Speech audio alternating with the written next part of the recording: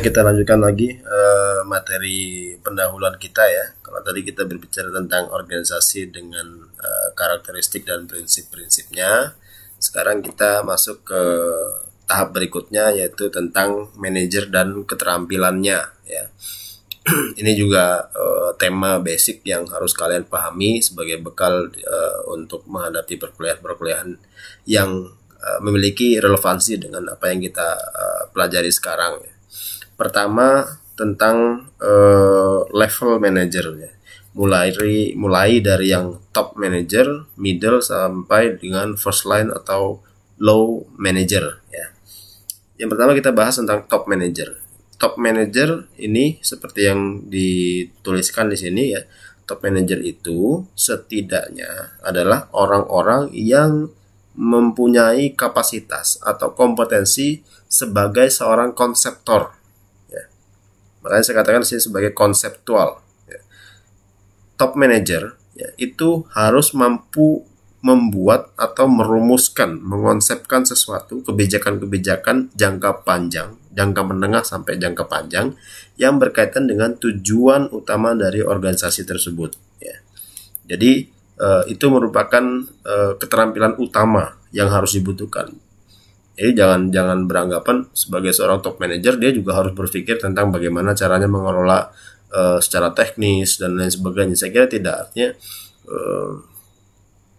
itu menjadi nilai plus, tapi setidaknya dia mampu merumuskan ya, memberikan kebijakan-kebijakan yang pro terhadap tujuan-tujuan jangka menengah dan jangka panjang organisasi, juga mampu mendeskripsikan bagaimana implementasinya ya.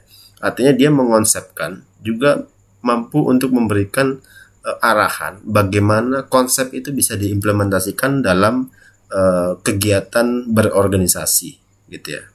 Jadi konseptornya ya, dia mengonsep, dia merumuskan. Nah, kemudian level berikutnya ada middle manager ya. Setelah top manager ada middle manager. Di sini ada saya katakan sebagai kompetensi yang bersifat humanity ya. Artinya apa?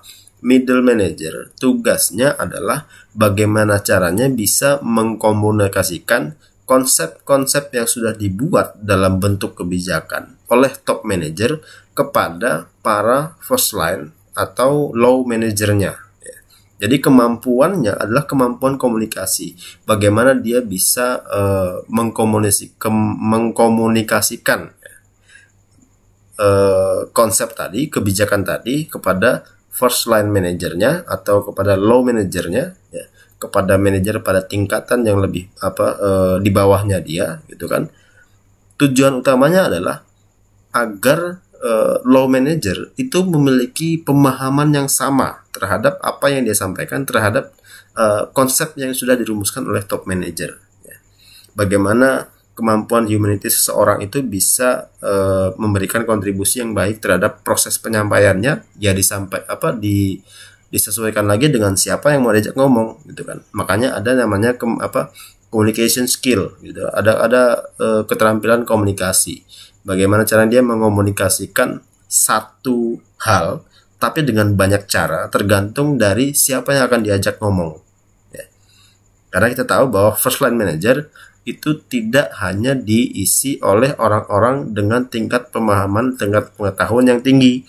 Ada juga yang dia memiliki skill, memiliki keterampilan, tapi tingkat pemahamannya, intelektualitasnya rendah ya. Sehingga harus dikomunikasikan dengan cara, dengan bahasa-bahasa yang mungkin sangat sederhana ya. Itulah kemampuan yang harus dimiliki oleh middle manager. Dia bisa berbicara ilmiah, bicara lugas, gamblang dengan banyak sekali istilah gitu kan, kalau kita bisa mengibaratkan seperti itu ya. Tapi juga bisa menyederhanakan bahasa, menyederhanakan komunikasi tanpa mengurangi esensi dari apa yang harus dia sampaikan ya. Makanya dia harus memiliki keterampilan yang sifatnya humanity ya. Dia bisa membuat atau istilahnya memberikan empatinya kepada orang, juga bisa mengkomunikasikan, bisa mendefinisikan sesuatu yang sudah dikonsepkan dengan bahasa-bahasa yang lebih sederhana gitu. Nah, kemudian yang terakhir adalah first line, atau kita biasa mengistilahkannya sebagai low manager, manager yang paling rendah ya. Ini kemampuan utamanya adalah teknikal ya, yang sifatnya teknis ya. Artinya apa? Mereka tidak harus ya, tapi kalaupun ada ya itu lebih bagus. Tidak harus dibekali dengan kemampuan konsep, tidak harus dibekali dengan kemampuan yang sifatnya humanity. Yang penting mereka mampu untuk melakukan pekerjaan-pekerjaan yang sifatnya teknis, bisa kontrol karyawan-karyawan yang langsung bersinggungan dengan hal-hal teknis, sehingga apa? Ini merupakan keterampilan yang dijadikan sebagai bekal teman-teman di first line manager atau low manager agar mampu mengawasi karyawan-karyawan yang ada di level teknis. Sering sekali kita mendapatkan cerita, saya juga sering mendapatkan cerita dari teman-teman yang ada di pertambangan misalnya, untuk mencapai sebuah level tertentu ya, misalnya di low manager gitu, mereka harus memiliki kemampuan yang banyak gitu ya, memiliki skill, memiliki berbagai macam skill, misalnya mengoperasikan alat berat, mengoperasikan dump truck dan lain sebagainya. Ada beberapa alat berat yang harus dia kuasain semua sebelum dia didapuk sebagai first line manager atau low manager. Itu digunakan sebagai dasar agar ketika dia mengawasi karyawannya tidak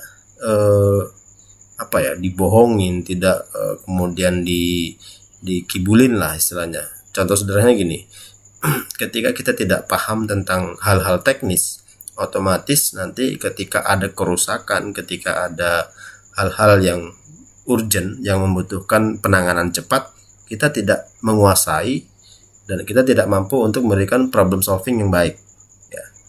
Misalnya truknya lagi rusak gitu kan, dia butuh spare part gitu kan.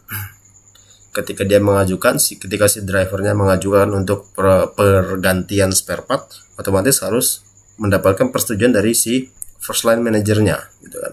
Nah, first line manajernya sebelum memberikan persetujuan tentu harus cross check ya ke unit yang bersangkutan, ke truk misalnya. Apakah betul spare partnya sudah harus ganti? Apakah betul kerusakannya itu tidak bisa diperbaiki lagi dan lain sebagainya gitu kan, dengan berbagai macam asumsi-asumsi teknis yang ada di dalamnya gitu kan. Nah, ketika si first line manager ini tidak paham tentang apa yang dia tangani, otomatis dasar dia untuk memberikan persetujuan itu juga kurang kuat ya. Nah, ini kadang dibodokin gitu kan, dimanfaatkan lah dimanfaatkan oleh si karyawan-karyawannya yang memahami tentang kelemahan-kelemahan dari si first line manajernya gitu kan, si low manajernya dia gitu. Sehingga harus dibekali dengan kemampuan teknis dulu ya, agar tidak terjadi pemborosan ya. Kembali lagi kepada prinsip efektivitas dan efisien.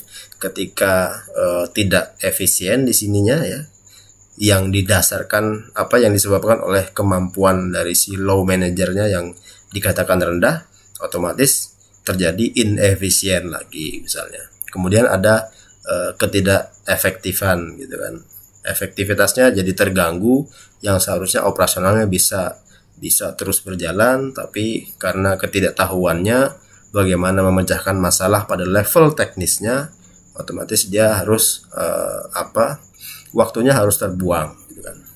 Sama juga dengan middle-nya gitu kan. Middle-nya ketika dia tidak memiliki kemampuan komunikasi yang baik, ada perbedaan persepsi tentang konsep ya, tentang kebijakan, sehingga implementasinya di bawah itu bisa berbeda-beda ya.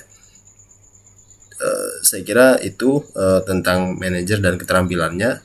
Yang berikutnya kita akan membahas tentang beberapa tugas ya, beberapa tugas dari bidang manajemen ya. Kita lanjut ke video yang berikutnya.